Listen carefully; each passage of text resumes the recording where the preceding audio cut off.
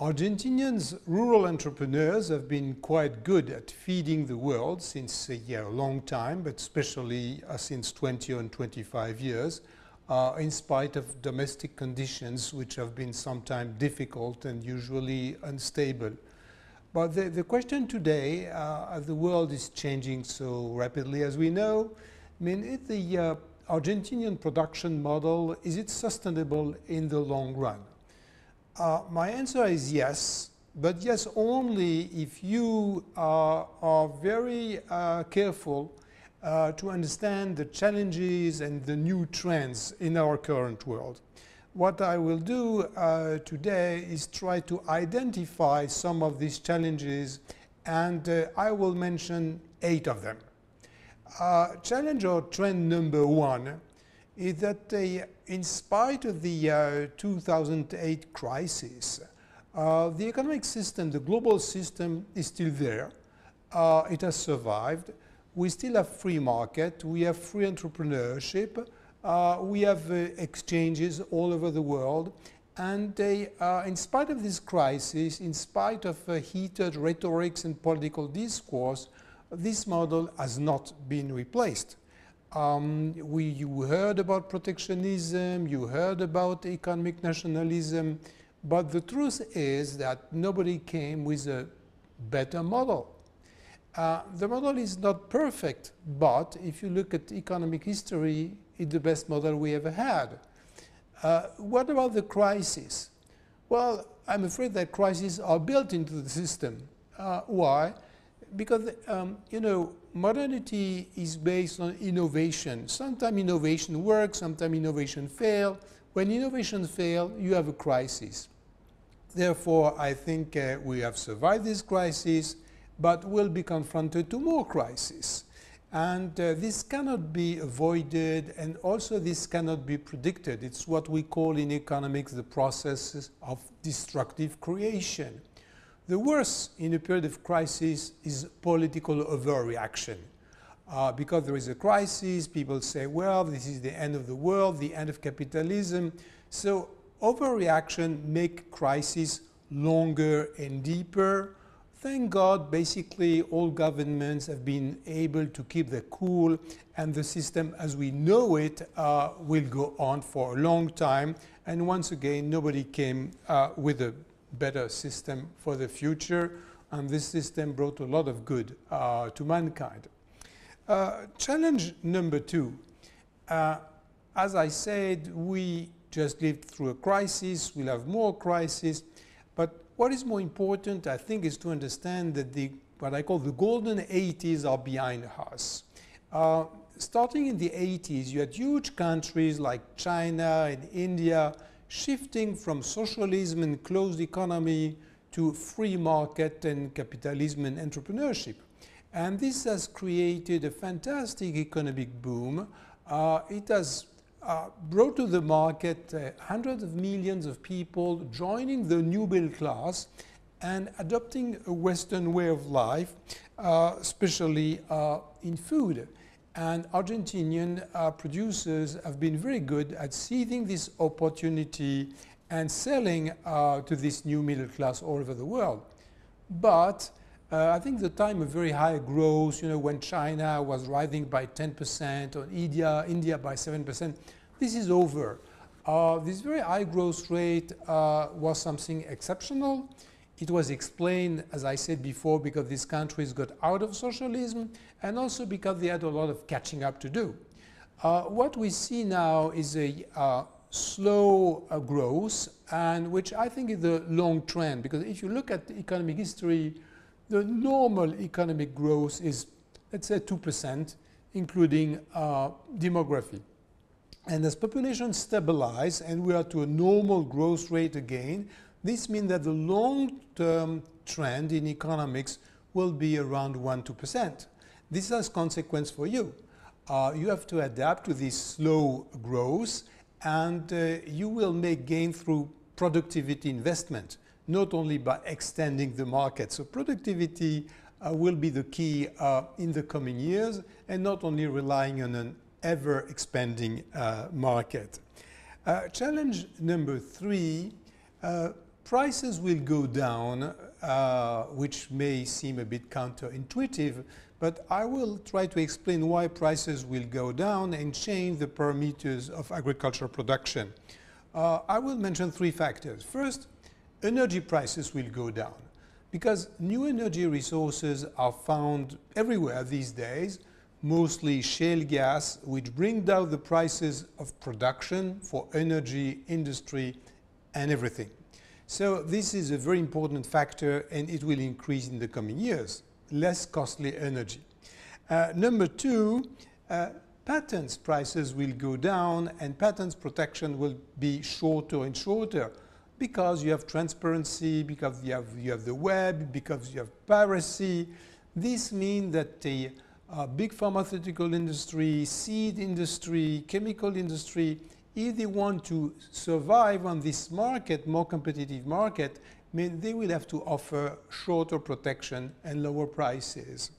And third, transport prices will go down because huge infrastructure are being built all over the world and new conditions of transportation. Therefore, production, energy, patents, all this will converge to lower the cost of production with a consequence for you. The consequence is that you will have more competitors. To get into the market will be easier and cheaper. So is it good or bad to have new competitors? Well, it's okay if you adapt to these new opportunities. I mean, if you see the challenges as a threat, it's not good. If you see that as an opportunity, it will enhance your competitiveness and productivity. Challenge number 4, branding will be more and more necessary, including in the commodity market. You don't have these days a lot of brands. Why? Because, we are at the very beginning of the biotech revolution, which means that what you produce today in Argentina, maybe in the future will be produced everywhere, not depending on the soil, not depending on the climate, because of the progress in biotechnology. And also you will see breakthrough in biotechnology in the way to produce meat. We already have meat which is grown in lab, lab cell grown meat. I don't know about the taste, but this is the reality of tomorrow. So you will be competing with new way of producing food, new countries which will be able to do what you do. So what can be your edge? Your competitive edge will come for your brand.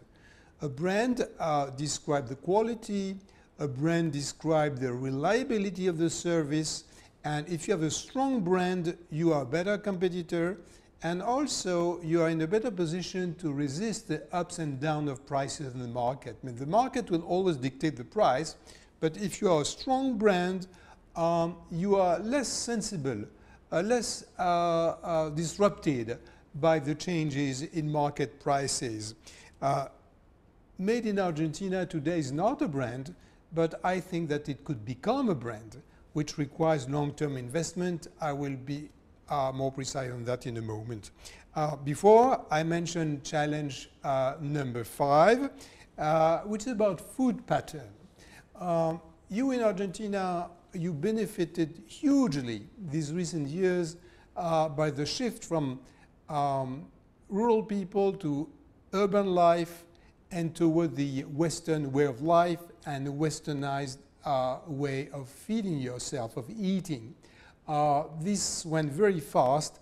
It could go fast in another direction. If you look at the trends in the West, for example, you have more and more hostility vis-a-vis meat, for health reason or because it's maybe the fad. But this can happen everywhere. You can have disruption in food pattern which happen very quickly. On top of that, you remember, because you were impacted by that, by some health scare. We had the mad cow disease in Europe and in the United States. So what I say that it's very important to monitor very closely the food patterns.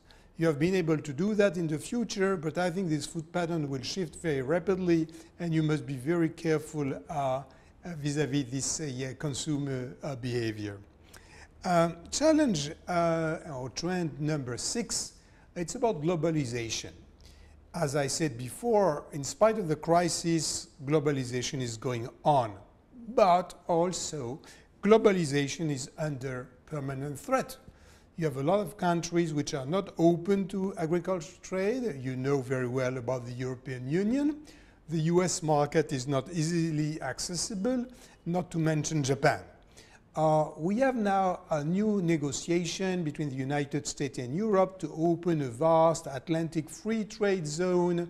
This could have an impact on agricultural market, make them a little bit more open, but not for you, because Argentina diplomatically is very isolated and it's not part of this diplomatic process, which I deeply regret.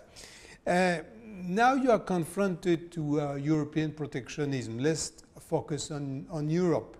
And I share your struggle. I think that European protectionism is not good for the Europeans and certainly not good for you. But what can you do? You can go on complaining, or you can create brands by reaching directly to the consumers. And other countries like Chile did that for wine, for example, fruit and vegetables. And you don't have this kind of food industry which could go around European protectionism. But you better think about it, and it would be more efficient and more rewarding than just protesting against European protectionism, which I fear is there for good and for a long time. And this applies, as I said, to Japan as well. Challenge number 7. What is the next frontier? In the recent years, you have been able to conquer, if I may say so, South Korea, China, and to see the opportunities of these huge countries shifting to a new way of life. But China is a bit unpredictable. So if you rely too much on China, you may discover that China suddenly decides to close its border, and already we see the growth rate in China declining. You have voices in China promoting some kind of food autarky like in the past. So beware China. South Korea is more stable, but of course a smaller country. But if we look at the next frontier, I want to attract your attention on two huge markets.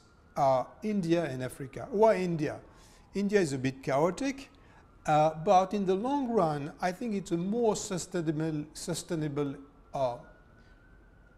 In the long run, India is a sustainable and growing economy. It's diversified. You see the middle class, which is increasing by leaps and bounds. And I think that India, for you, deserve a very close look. I think it's a very promising market for Argentina. And Africa. Africa doesn't come spontaneously to your mind, but as you may know, in Africa today, the new middle class, westernized middle class, numbers nearly 200 million people, which is very significant. And Africa is not yet in a position to feed itself.